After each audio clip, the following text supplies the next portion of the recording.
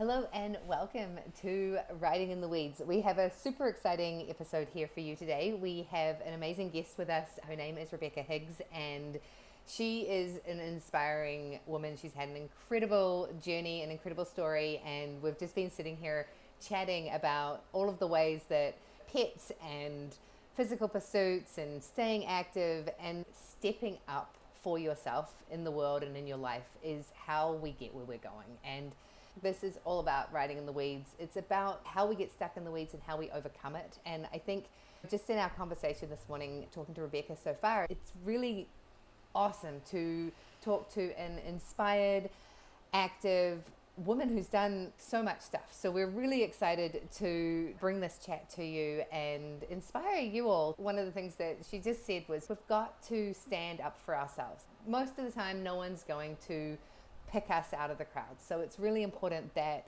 we pick ourselves and stand for our dreams and what we're looking for. And that will drive us through the weeds in any situation. So you are here. I am Natasha Lucky. I am a mountain bike life performance coach, all about helping you make your dreams come true, whether it's bringing that online course that you have into reality, making it possible for you to get people into your business in whatever way it is that you're trying to do it, or just sitting down and actually defining what you want your life to look like and what that big dream is that you're going for so that you can drive yourself towards it. Of course, we are here with Jenny, my amazing co-host. I will let her introduce herself and then we will dive into talking to Rebekah.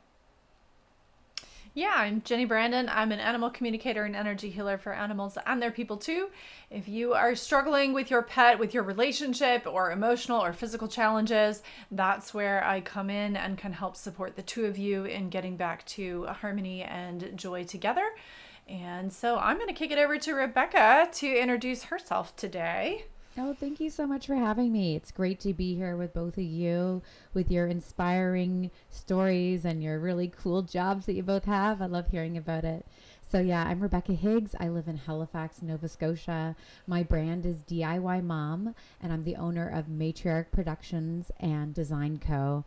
And DIY Mom is the brand that I created 10 years ago when my daughter was a couple years old, and I really wanted to be my own boss and start my own journey in film and television. And so I came up with the idea of DIY Mom, doing renovations on a single mom budget. And my concept was picked up by Bell 5 TV1, and I did 5 seasons of my renovation show, which you can watch now on my YouTube channel or on Binge TV.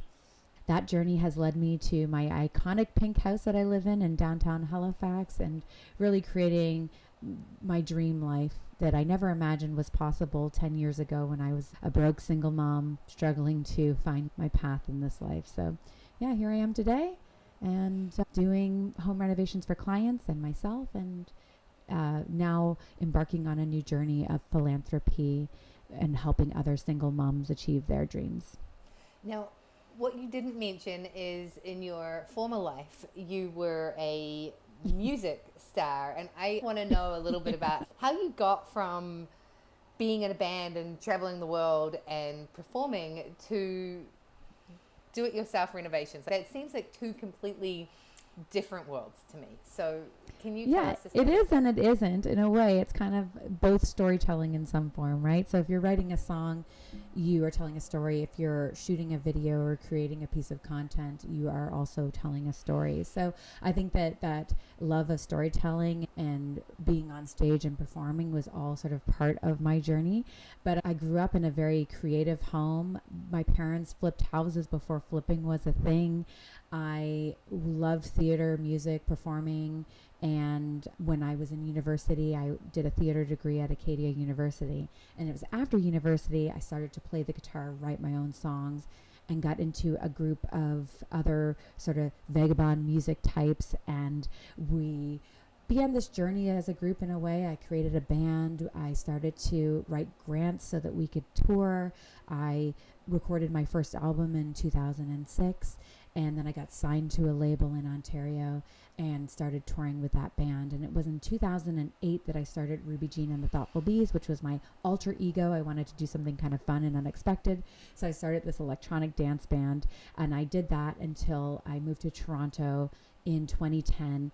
And then I had an unexpected pregnancy in 2012, became a mom in 2013, and was like, okay, I need to change my life. I need to do something that's a little bit more stable and set myself up and my daughter up for financial stability and security.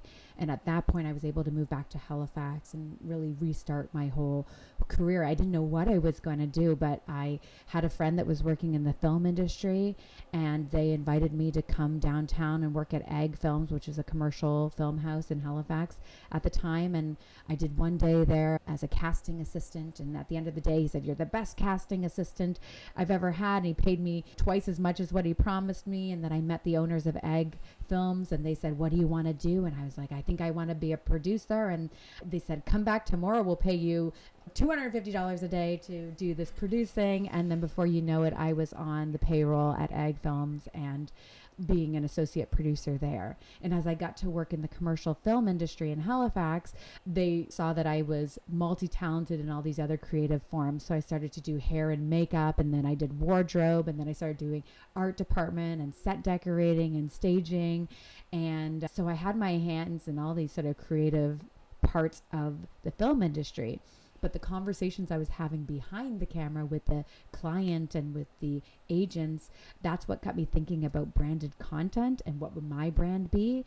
And then that wider thought of, okay, if I was going to create my own personal brand, what would it be? Having had that story of being a DIY musician, we were silk screening our posters, we were making our merch. Everything was so hands-on.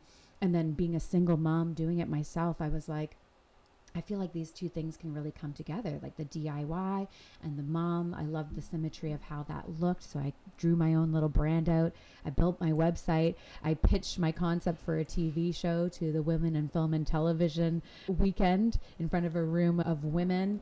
And the idea of the show was it would be a mixture of YouTube tutorials, education, of how to, and then the beautiful before and afters of the HGTV. And that concept for the TV show ended up getting picked up by Bell, and I did 5 seasons. And so I feel like the journey makes sense when you hear it all together as to how it all came together, and it does feel connected to me.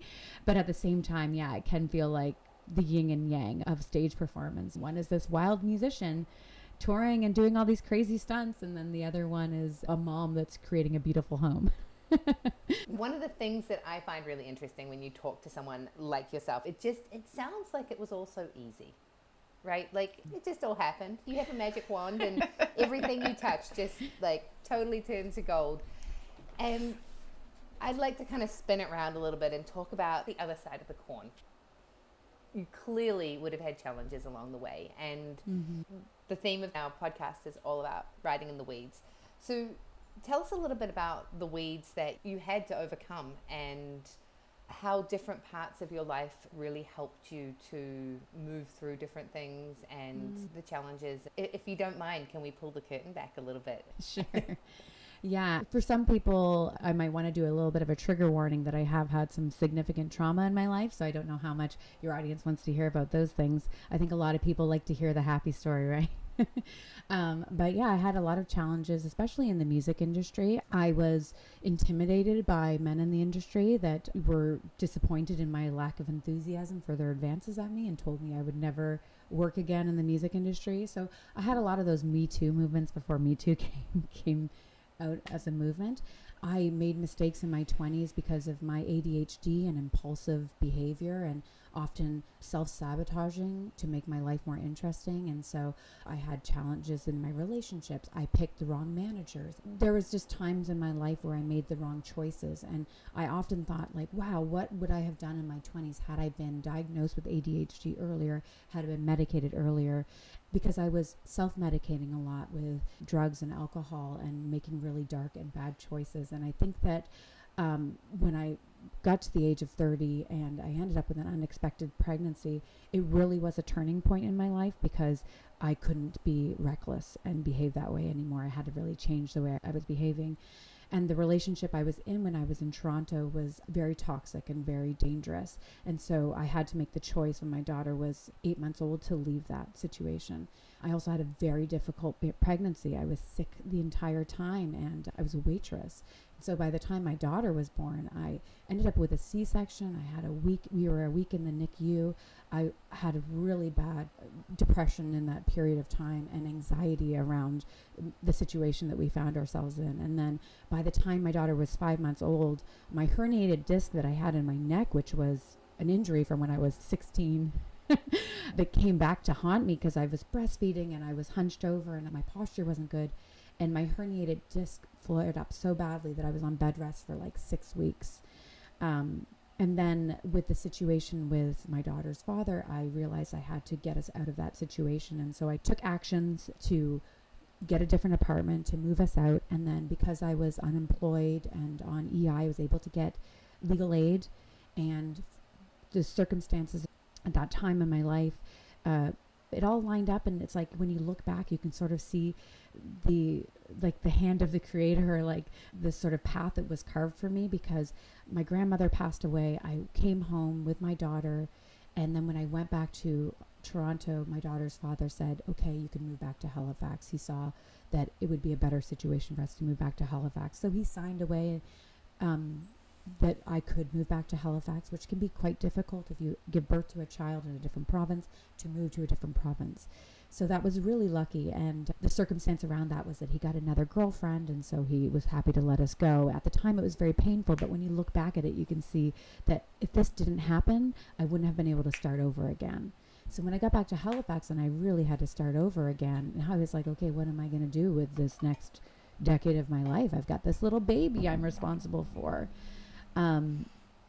And so I worked in film and television. I had this idea for DIY Mom. I took it to several bigger production companies, and they were like, we don't think it's a good idea. We don't think it's fresh enough. We don't think it's unique enough. The stakes aren't high enough. There's lots of DIY moms out there. What makes you interesting? And I thought, well, isn't this the point, that there are lots of DIY moms out there? So to me, I didn't see that as a negative. And so I just thought, okay, I'm just going to do it myself. And I think that this has been a theme throughout my life. It's like, okay, when other people don't see the vision, don't catch the idea, don't see that it's possible or it makes sense, or want to tell you, oh, no, you shouldn't do that. Just stay in your own corner, get a job, work for somebody else, don't take the risk. And I say, well, I think the risk is worth it. And I go out there and take the risk. It has worked out for me, but it hasn't been without plenty of people telling me, don't do it. And so I ended up just going ahead and going for it and doing it, and hiring a friend that was a camera guy and an editor to film me as I started my journey and putting the videos out on YouTube. And because of those actions I took to put things into motion, then when Belle came around with this small budget for an Access TV show and said, do you want to do DIY Mom? I said, yes, I do. And I took all of that small budget and made as best of a TV show as I could.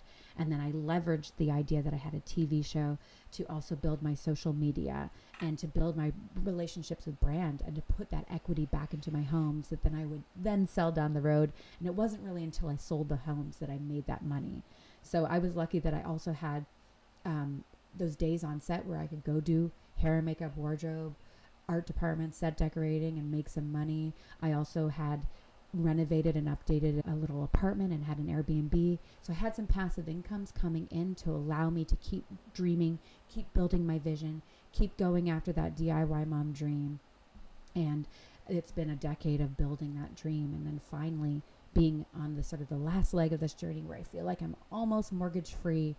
And once I have that mortgage free, I'm thinking in a year or so I should be mortgage free after I sell this house, then I just feel like I'll have so many more options and opening up a whole other chapter of my life. I love that you just kept following the steps. I feel like sometimes when we encounter the weeds of life kind of thing, we can get really bogged down and think we're in the wrong place and think, what, I've failed, I've messed up, I shouldn't be doing this. What's wrong? What's wrong with me? And yet you just kept going. And I think that's amazing because now you have the results of all of those steps to show for it. And it's incredible. Thank you. I think too, it is so easy. You know, you got the job at the film company. You could have just stayed there. You could have created a great career out of that. It's like we get to a point and it's comfortable to believe the world and believe like, okay, well, I found something I'm good at. I get paid. I'm just going to do this thing. And yet when we don't just do the thing, when we see a vision that's bigger than ourselves, we can create so much more. And our society is really about staying small, because every step you take outside of the box is a challenge. And I love hearing the kind of behind the curtain, because we hear these stories and it's like, oh, and I did this and then I was like here and then I successful, right? And ta-da! Yeah, ta-da! And there's so little attention paid to that messy middle. When I started my whole Betty Gohard brand, what frustrated me was that when you look at a snowboard magazine, you just wouldn't see a girl doing the thing. You might see a girl holding on to a snowboard, but you wouldn't see them dropping a cliff. And you'd see the boys dropping cliffs. And it's like, how are we supposed to expand as females when we don't have these mentors to show us what's possible, right? Like, we have to go first, which we can do, but it's always a little bit harder to make the jump if you're not seeing everything in history. But really stepping in and championing for yourself and just moving forward through your dreams is what makes it possible. I would always cringe when somebody would say something like, well, yeah, I mountain bike, but I'm not very good. Or, yeah, I'm just a beginner snowboarder. And it's like, but what you don't understand is there are hundreds of people that are sitting on the couch that are too scared to go snowboarding for the first time, or too scared to try mountain biking for the first time. And they look at you and they think that you just did it. It was easy for you. And yet your challenge was just the same. The difference is you chose to actually get up off the couch and take that challenge on. And I labeled my company Extreme Sports, and no one would associate with that, because extreme sports, people thought like the X Games. And I'm like, no, it is extreme for you to do something outside of the box. If you go snowboarding for the first time, that is extreme for you. You start a business, that's extreme for you. Like, whatever you do for the first time, it's not society's perception of extreme, it's how it feels for you. And when you take those big, bold steps, it's extreme. It's a big deal. And I don't think that's talked about that enough. So like, thank you so much for sharing all of that with us, because it makes your story so inspiring. Yeah, and I think the other part of wanting to be my own boss, or not wanting to get sucked into the production life or the agent life or the working in a marketing or a firm for somebody else, is that there's a lot of burnout and people have to work really, really long hours. And as a young mom that really wanted to be engaged with my child and my daughter's life, I just didn't want to have that, okay, I drop her off at daycare at 7 a.m. and I pick her up at 6 p.m. and then we have 2 hours and it's bedtime. I wanted to have more time with my daughter. And so being my own boss and setting my own hours means that I can go on class trips. I can go volunteer at the school. I can paint the sets for the school musical. I can coach the basketball team because I have extra in my tank. I have more in the bucket because I'm not totally burnt out by my career and working for somebody else. So finding that perfect balance in my work and personal life has been also an ongoing journey. And when in the early days of DIY Mom, I totally could relate to that workaholic. Like I would be, if that was my addiction, I think I handed in my alcohol and drug use of my 20s for a workaholicness in my early 30s. And it's not until 10 years later that I've truly discovered how to have this proper balance in my life and to make sure that I'm keeping my body as healthy as possible so I can do it all. Yeah, it's so important. So let's jump into the healthy body side. So we love to talk about the connections here between our exercise relationships, our outdoor activities, our pets, and all of that stuff. So let's dive into that side of the conversation. Where have you found that moving your body, being physical, and then just to throw the whole questions out there, we can bring our pets and even our beautiful children into the conversation. Yeah. Well, when my daughter was 5 months old and I had that pinched nerve in my neck, it was sending nerve pain all through my arms, and I was in excruciating pain. I ended up being on bed rest, and I was prescribed Dilaudid by the doctor, and I didn't like it. It was making me feel so foggy, and I just couldn't function. And that really scared me. After that, I wanted to do whatever I could to keep my body well so that I wouldn't have that same nerve pain. And so all the things that I do in order to not have the flare up of my nerve pain, whether it was going to see, getting into an osteopath, acupuncture, chiropractor, physiotherapy, doing certain exercise to strengthen my neck, it all had to do with, okay, I never want to find myself in that level of pain. And so anytime I would get even a sensation of tingling in my fingers, I would just be like, okay, I got to go right away and deal with this before it accelerates and gets worse. But when I moved back to Halifax, I started doing Pilates for the first time. And I started out with like fun bar classes and activities. I've always been good at yoga. I did Ashtanga yoga for a long time, but eventually it was wearing out my shoulders. And so I was looking for maybe a bit more gentle of the practice. But then as I started doing Pilates, I realized that everything was so connected to my core stability. And that if I had a strong core, that my legs would function better, my arms would function better, my neck would be in better stable condition.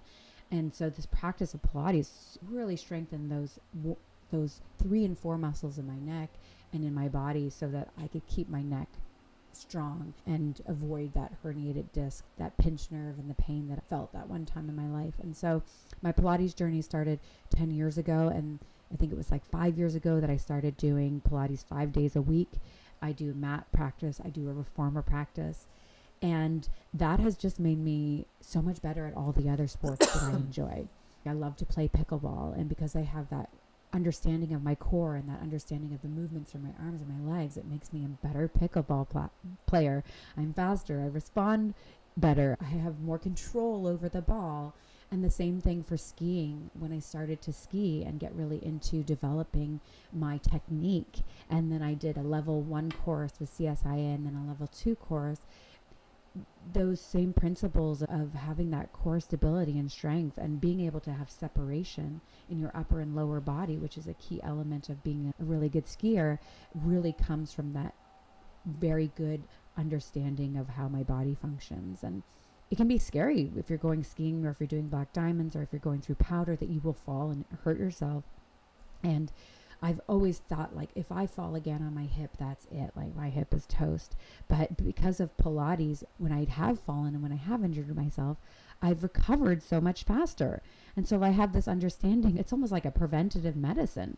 You know, it's the same thing with the supplements I take and the nutrition I put in my body. It's all preventative to give me more longevity, to help me to continue to do the things that I enjoy in this life, to walk my dog, to paint things, to do the DIY projects, and then to get out and be active with my daughter and my partner and ski and play pickleball and all those other things I enjoy.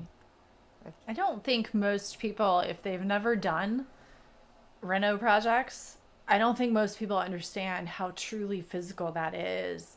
And I mean, you're bending, you're reaching, you're looking up at ceilings for however long while you work on them, or you're on the floor crawling around, working on trim or screwing down floors or tile or whatever. That is super physical, and it's physical in a way that puts you in a large range of motion. At the end of the day of a reno work, you can be in a lot of pain. And that's what I love about your Pilates experience is it's incredible how much you can see across the board in your life, that it has given you the ability to do so many other things. And I feel like that's a piece of the puzzle that our society just doesn't put enough emphasis on.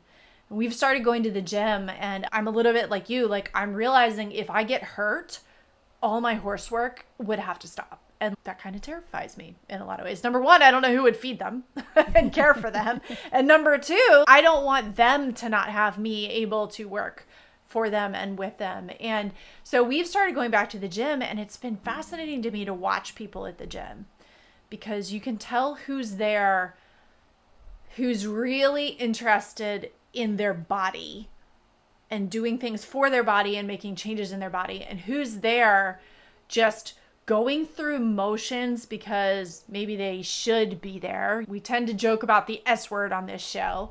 And who is there, as Tasha's even said before, hating away what they look like now.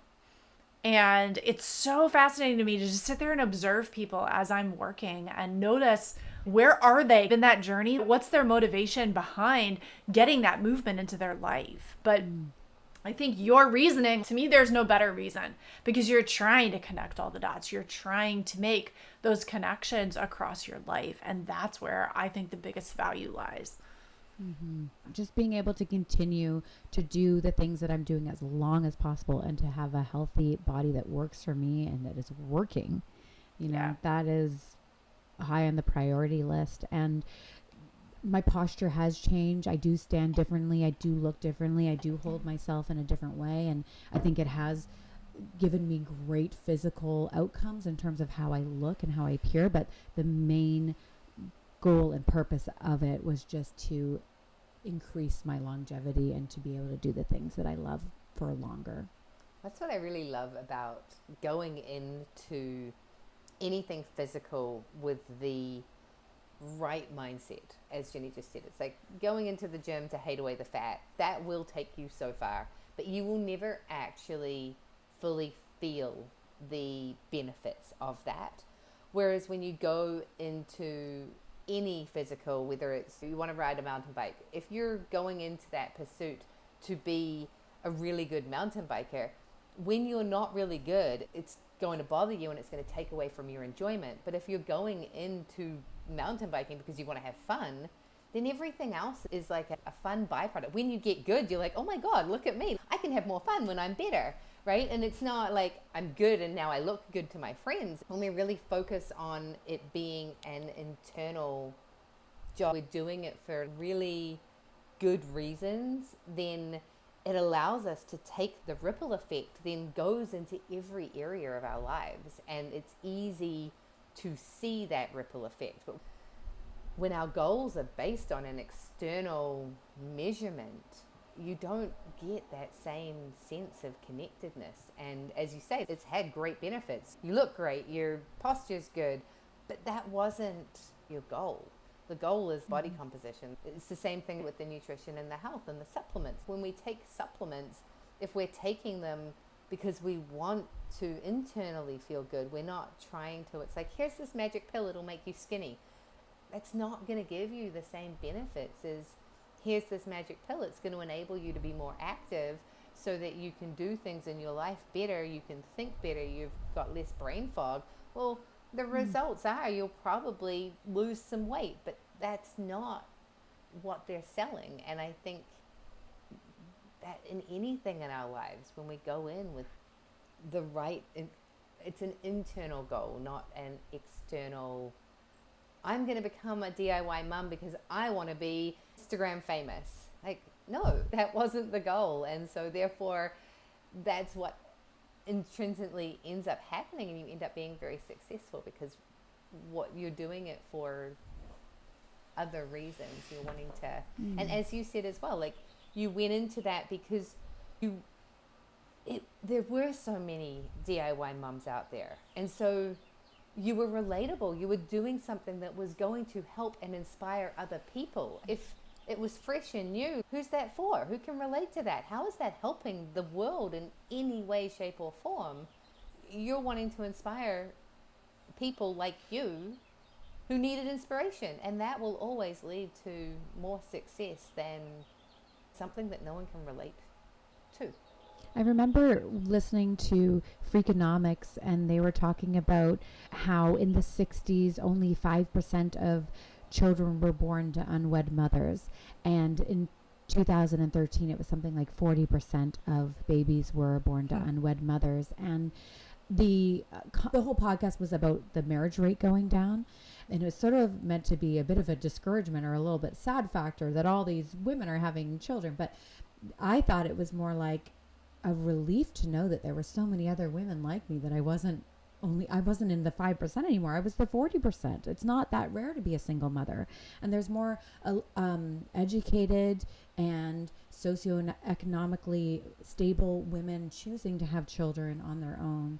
And so for me, being a single mom, I felt like, okay, I'm not alone in this world. If I can create a platform that other people can relate to and feel like, okay, if she can do it, then I can do it.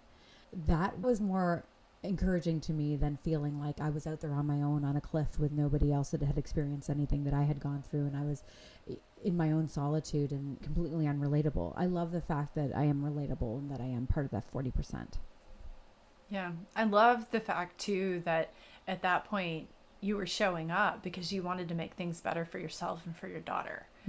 And to me, that's part of renovations, and part of what you're doing is you're improving your own environment and your own space with the goal of longevity improvements, like being able to sell a house for more money, or being able to have a better stable environment that's more comfortable, that's nicer. And when you're doing it for that motivation, I feel like the results come easier and it's better. And then when you share that with other people, like, hey, look what's possible.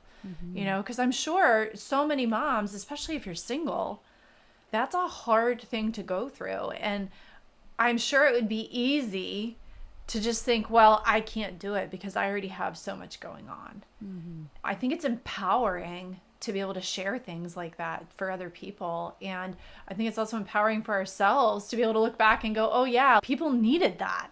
It was valuable to other people and they needed to see that. And that empowers me to be able to do more. And I think those cyclical things that it sort of feeds on itself and it feeds other people and then that feeds you. Like, I love those situations. And I think when we have a sort of cyclical reason for doing something, I think that's the best reason to do it. Like going to the gym. Yeah, I'll be more fit, but it's also going to allow me to do more with the horses. And doing more with the horses allows me to be more fit. And so it just keeps feeding on itself. And I think those are just the best reason to have to do things. Yeah, and I really wanted to be a homeowner. I didn't want to rent. And when I moved back to Halifax from Toronto, I could pay what I was paying in rent in a mortgage and own the house and put the equity back into building it for myself and for my daughter and have something to leave behind. And then the other thing about being on my own was that I could make decisions very quickly. I could make choices very quickly. I didn't have to run them by anybody else. I just did them. And there's that old African proverb that's like, if you want to go far, go together. If you want to go fast, go alone. And so I was just going fast. So I was like, okay, I can just go fast because I'm making all these decisions on my own. I can put a pink door on my house if I want to. There's nobody telling me I can't. And then I was like, okay, it's time to sell this house, time to do another house. And every time I sold a house, and I would double my equity, and then I would put it all back into the house again. So I was just so used to going from having money in the bank to having nothing in the bank, and just this sort of up and down, and the risk factor behind real estate and putting all your money into a concept or a TV show or your business, and having that appetite for risk really helped me to go further and faster and get to where I wanted to be in 10 years. And I finally am living now in the neighborhood that I actually was raised in, that I never thought I would ever be able to own a house in this neighborhood. I'm surrounded by doctors and lawyers and professionals, and that make 3 or 4 times as much as I do. And here I am, a single mom that is living in this house on one of the best blocks in Halifax with one of the best schools in my backyard, because I took a risk and I put everything, all of my equity, into every step of the way to get myself to this place in my journey. And I went all the way with it. I even painted the exterior of my house completely pink. So I made a very strong statement that I am here and you're not going to miss me. Just kind of waking up the whole neighborhood. Love it. So cool. Okay, so to kind of wrap this up, I would love to keep chatting for hours here, but I am cognizant of everyone's time. And before I actually ask my last question, I am just going to say, if you are enjoying this podcast, if you're loving this conversation with Rebekah, if you're feeling inspired, please pop us a comment. And even more importantly, if you know somebody that would really be inspired to listen to this, please share this podcast with someone you love, because getting it out there is super important. And when you share something with someone, you're showing them that you're thinking of them. So Rebekah, to sum this all up, do you have like your last words if you could leave the listener with like your key takeaways from your experience of how to get out of the weeds of life. Like, first of all, how are you okay with it when you get into the weeds? And what have you really learned that might help the listener actionably take some of the experiences that you've had and be like, you know what? I've got this. I can do this too. Yeah. Well, everything I have experienced in my life up until this point has led me to this point. All of my failures, all of my struggles, all of the challenges that I had to go through were really my education.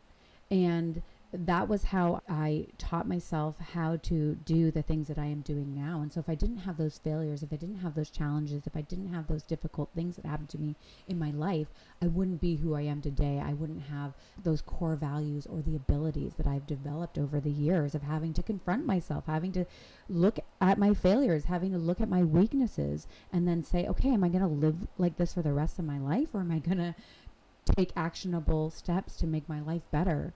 Whether it was going internally and figuring out why I was self-sabotaging and trying to get rid of those saboteurs and doing the internal work, accepting my shadow, doing these exercises and these meditations and this work that has helped me become a wholehearted, more vulnerable, more interesting human. And then doing the physical things that help me to keep physical. So taking care of my body, taking care of my health, thinking about what I'm taking supplement-wise and nutrition-wise that will extend my ability to perform, and then having the confidence in my creativity, in my talents, and following that talent to make the life that I wanted for myself. And so I would just say to people, if you're going through a hard time, if you're struggling in this life, that yesterday's lessons or the things that you struggled with are tomorrow's successes. And so you don't have to make those same mistakes twice. You can learn from them and do it better the next time. And just always going forward, just taking one step at a time, because really you just need to take one small step forward and now you're on the motion, you're moving forward, right? So if you're having a hard time getting out of bed, then yeah, maybe it is just, I gotta drag yourself out of bed and crawl across the floor, but then pretty soon you'll be sick of crawling and you'll decide you want to stand up and start walking. And so that's what I would just say. If you're struggling right now, then that's okay, and you can start by crawling. I love it. That's beautiful. Yeah, that's absolutely perfect. Well, thank you so much for your time. We really appreciate having you on. You are an incredibly inspiring person. Your story is amazing, and I love that it's 3 decades, and I'm really excited to hear about the next phase in your journey and where you go with your philanthropy and what you're doing next. And it's to really speak with somebody who's like, yeah, I did this and then I moved on to this and now I'm moving on to the next thing. Really appreciate hearing about your vision and how you've made it work and the success. Amazing. Congratulations. Mortgage free is a beautiful thing and such a freedom, and especially as a female, it's just owning your own home and having all of that is incredible. So congratulations, and thank you so much for being here. And I'm gonna switch this up and we'll let you, Rebekah,